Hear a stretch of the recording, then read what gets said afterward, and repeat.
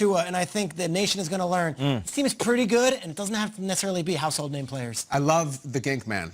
But you can't just Andrew Van Ginkel your way to the AFC East Championship. Sure, and that is the goal. I think they can come close, but it's been a weird run because Tua's undefeated, no interceptions, that gets the headline. He hasn't been great because he hasn't really needed to. He's just been good. He's been solid. One of these games, we're not going to get a defensive touchdown. We're not going to get a special teams touchdown, and you're going to have to put the team on your back. I think it's this week. I don't want to doubt the Gink, but I think this is the Tua week. What I'm loving about this Miami team is that they take on the personality of the head coach and Brian Flores, but they're also having a ton of fun. Flores might not smile every time I see him. Serious.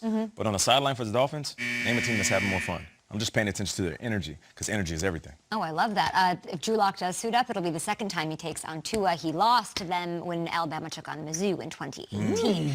Packers going to Indy to take on the Colts. What are we looking at? Eeny, meeny, Kyle. The Colts aren't the best team in the league, but they might be the toughest team. There's a dark alley factor with them where I do not want to walk into a dark alley against the Colts. Packers, I might walk into that alley. We're going to find out a lot about them. Rodgers is great, and Devontae, are they soft? Whoa. I don't know. But you will find out in the first quarter of this game, because if you are, the Colts will expose you fast. This is a tough man check for the Packers. Jair Alexander's out. A couple other players for the Packers are out. And I said it earlier in the show, the number 1 seed is all that matters to me in the NFC. That means you get the bye and you get home field. The number 1 seed is everything, and the Packers now have to hold serve. They have the number 1 seed. Every week is going to be a test. The Colts may be the biggest one they're going to face. Yeah, they do have that back alley factor. It's almost like if this was outdoor basketball court. Phillip Rivers, the old man, walks up like, who's the dude with the knee braces and the goggles? Dude doing the stretches over there. He gets in that game, catches you with an elbow right to your chest, your chin, you're bleeding. Before you know it, your team is down 15 points and he's hitting mid-range on you. That's Phillip Rivers in that offense. Don't let these guys get hot. You say that about a lot of teams. Don't let Phillip Rivers start feeling himself. Yeah, I think he might be more motivated than any other quarterback in the business to win a Super Bowl. He's got healthy weapons, too. The Packers have never won a game in Indianapolis. Ever. Their last win over the Colts was tough to beat. was 1974, and that was, of course, in Baltimore, Mayflower Trucks. That's something I learned early on with you back in 2016. Perfect for Okay, Thanksgiving. Vikings hosting the Cowboys. This game is in Minneapolis. What is intriguing you? Kyle, you're starting again. You're just... Feed me the ball. Apparently. You're Dalvin Speaking Cook. of which, Dalvin Cook. well, I'm Dalvin Cook, or am I the other guy? You guys remember Ezekiel Elliott? Do you remember? The other. It's a real Running question. back out of Ohio State. It's a real okay. Cowboys drafted him. He was number 21. He used to do this thing like this, led the league, and really good player. Josh Baskin, milk carton. You know, it's Vikings-Cowboys. That reminds me of the Herschel Walker thing. If only the Cowboys could trade Zeke for a whole bunch of picks to the Vikings. Unfortunately, they don't need a running back. Zeke, ball now or forever hold your peace. Let's go. He went to Cabo. This is the ultimate come back. ultimate indictment. And only insult to the Cowboys. Before the season, Fox say Vikings-Cowboys before Thanksgiving weekend, and we got Buck and Aikman. Fox sent their number 1 crew to Indianapolis, Green Bay, saying Cowboys just aren't up to snuff right now. If they have any flickering pulse right now, I would take it as an insult. You don't even get the Buck and Aikman treatment on a 4 o'clock on a Sunday in the cold weather. Nah, this is bad. This isn't me being a homer. The Vikings are as good as anybody right now. They believe in the run game. Kirk Cousins taking care of the ball. Adam Thielen will route up any DB in the business. And we just had Justin Jefferson on. He might be the go-to receiver on this team, even though Adam Thielen is the in-between guy. Just watch this game. They got highlights on top of highlights. Triggs, I do believe if they win, the Vikings, it puts them back into a final playoff spot situation in the NFC, which is wild considering they started the season 1-5. Only 3 teams in NFL history have made the playoffs when starting with that dismal record. Wild. Okay. Cringe, cringe, cringe, cringe, cringe. The chemistry between Brady and Gronk, we know, is undeniable. They're BFFs. They've connected for 82 touchdowns, so they are definitely not overrated, let's be honest. Let's play a little game, though, guys, of overrated or underrated. Ready? All right. You can't have too big of a tight end. That's no such thing. The hamster wheel is so good. It's so fun. What do you think? He has a point. What does Julian Edelman feel like when he's watching these? Yeah, Bad, I know. right? So Mix-a-Lot rapped about it. He has a point. What?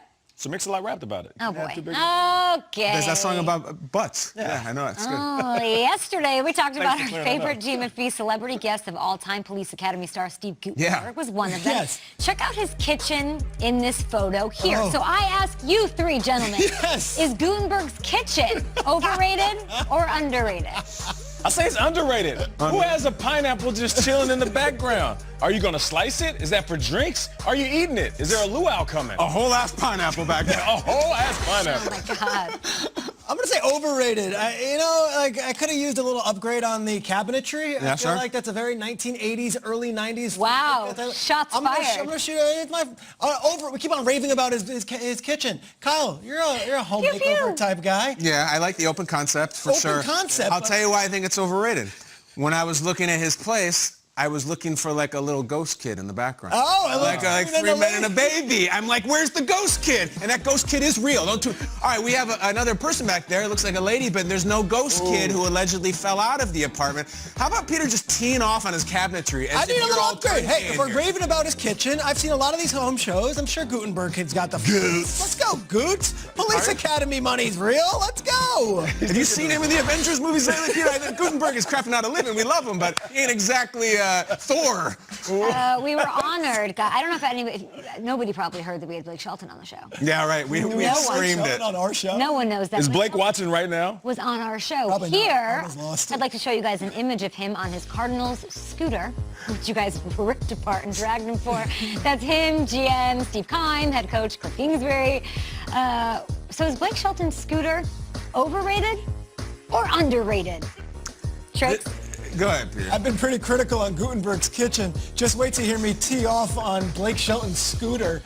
You're Blake Shelton. You're really driving around in a 4-year-old scooter with a red blinking light? Like, come on, dude. I'm going to say no. Trick it out a little bit or something. The Cardinals logo is a bit much for me, so I'm really being a hater today. Does he have one of them little bells on the side? The A little basket. There's actually a baseball card in the spokes, too. No, this is like the ultimate, what am I supposed to do with this gift? Like, thank you. Like, this is the gift that you start putting laundry on, and it just sits there and sits there. And is Blake Shelton and or his fiancée massive public figures? Are they cruising around town in that thing? He's so obsessed with the team, though. I feel like he really enjoyed this and hasn't used it. I really do.